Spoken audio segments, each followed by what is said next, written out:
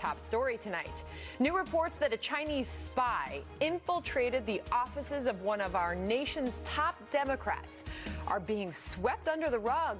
This as the left rails against President Trump, trying to find some evidence of collusion with Russia. Yet, Senator Dianne Feinstein's former aide and driver allegedly committed espionage, relaying political information to China's top intelligence agency while she was chair of the Senate Intelligence Committee here at home. But no one in her party seems to have a problem with this. President Trump thinks the hypocrisy needs more attention. Dianne Feinstein had a Chinese spy as her driver for 20 years. And she's leading the Russian investigation, if that's what you call it. How about leading, she's leading the Russian witch hunt. And then she says to me, well, what did you know about this and that? I mean, give me a break, come on, folks. Feinstein responded with this tweet Saturday saying, quote, "The FBI told me 5 years ago it had concerns that China was seeking to recruit an administrative member of my California staff. Despite no access to sensitive information, I took those concerns seriously, learned the facts, and made sure the employee left my office immediately." Chief National Correspondent Ed Henry is live in Washington with the backstory on this. Ed, good evening. Sandra, great to see you. It's the collusion story the media does not want to cover obsessively, perhaps because it does not involve President Trump and Russia. Instead, it's all about China infiltrating the office of a very powerful Democrat in Dianne Feinstein. It turns out her longtime staffer, Russell Lowe, who was a driver, as you said, and also liaison to the Asian American community in California, visited relatives overseas several years ago and became acquainted on the trip with someone who was connected to the People's Republic of China's Ministry of State Security. Quote, he didn't even know what was happening, that he was being recruited, a source told the San Francisco Chronicle. He just thought it was some friend. Well, not exactly. So 5 years ago, FBI agents showed up at Feinstein's office in D.C. and revealed her staffer was under investigation for possibly spying for China. In fairness, it does not appear the driver actually revealed anything of major substance, though we still don't know all the details, so the jury's out on that. But the contact with China was certainly serious enough that Feinstein forced the aide into retirement and tried to keep all of this hush-hush until the Chronicle blew the lid off of it. And the president has been trying to keep the heat on ever since, charging first on Twitter Friday night and then at a campaign rally Saturday in Ohio that Feinstein is the former chair of the Senate Intel panel. And the president tweeted, Dianne is the person leading our nation on collusion with Russia, only done by Democrats. Will she now investigate herself? Well, then at the rally, he noted that despite all the focus on Russia, there are many countries spying on us.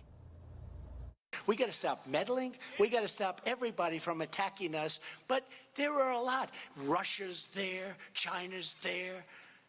Hey, we're doing well with North Korea, but they're probably there. We got to stop everybody. We got to stop. But think of that. And I like Dianne Feinstein, I have to tell you. But I don't like the fact that she had a Chinese spy driving her. And she didn't know it. The senator fired back with tweets of her own, declaring that after being contacted by the FBI, she jumped on it, removed the staffer, adding, compare that to your actions, attacking the FBI, refusing the advice of your national security team. Sad. I appreciated then and now the diligent work of our law enforcement and intel agencies and acted in the best interest of the country.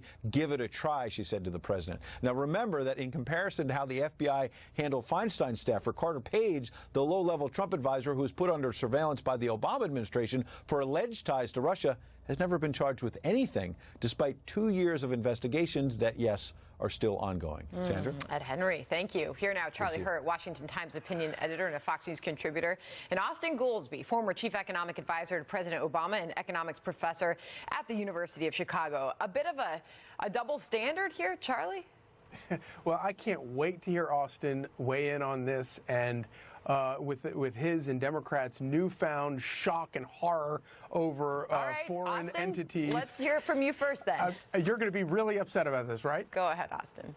Look, I am upset. If that is actually a spy that was a driver for whatever 20 years, that would be a serious thing, and it should be investigated. So how about now, the FBI's handling of that versus how they handled the allegations of coordination with the Russians in the Trump campaign? Hold on. That's exactly what I'm about to say. This level of seriousness of what that is what determines how the FBI will handle it.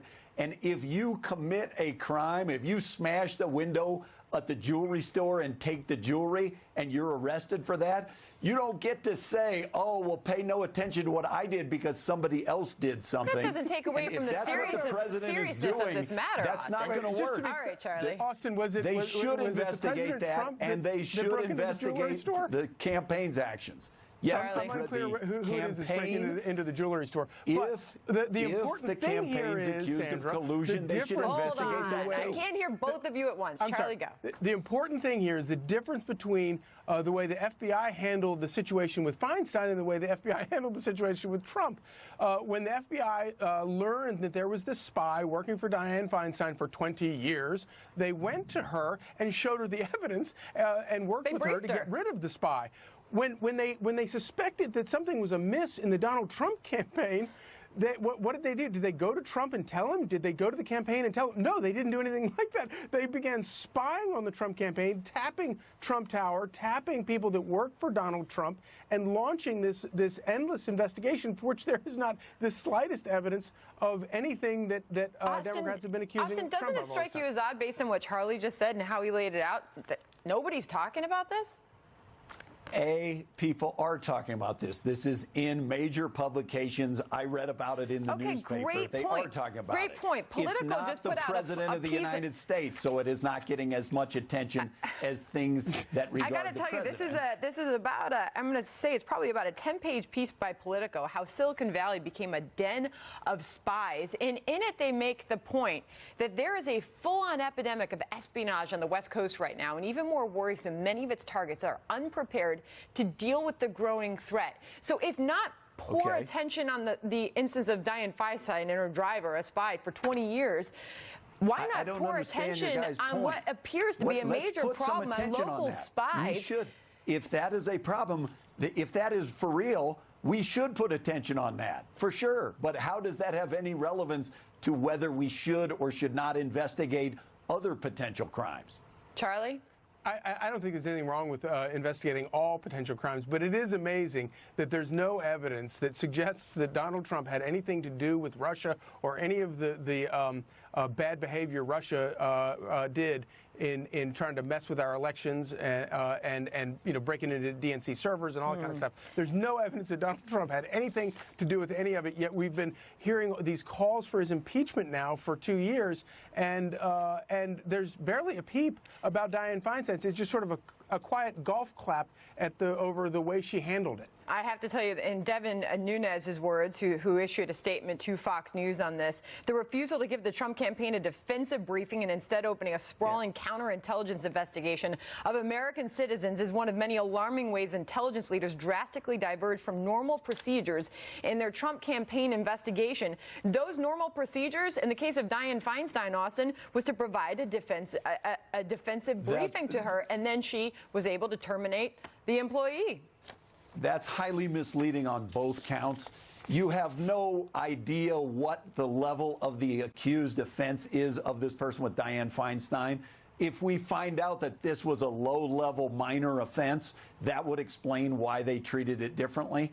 And the allegation about the FBI has been investigated on a bipartisan basis, and that's simply not true. What Congressman Nunes said is simply not true. By the way, let me get you both to respond to Jonathan Turley writing about the hypocrisy of the left in a piece published in The Hill today. He writes, if Trump meeting is illegal, then Clinton dossier is criminal, too, bringing attention to the huge amounts of money spent by her campaign to gather dirt on Trump. You notice the hypocrisy there, too, as well. Charlie? Yeah, no, he's absolutely right about that. There is endless hypocrisy, and of course the difference between the way the FBI handled Feinstein and the way they handled Trump was all based on the fact, and we know this from all the texts that we've seen, that a lot of the people in the FBI that have been conducting this investigation were horrified at the prospect of a Trump presidency, and they were willing to do whatever they could to prevent it from coming to pass. All right, Austin, last word to you. Look, I hope that what happens is the investigation is concluded and Donald Trump had nothing to do with it. I think it would be a very traumatic thing for the country. We're in agreement. So let's hope that it's just low-level staffers and that it will pass and Seems we will like not it could have go to on deal for with a the while. aftermath. Austin, Charlie, thank you.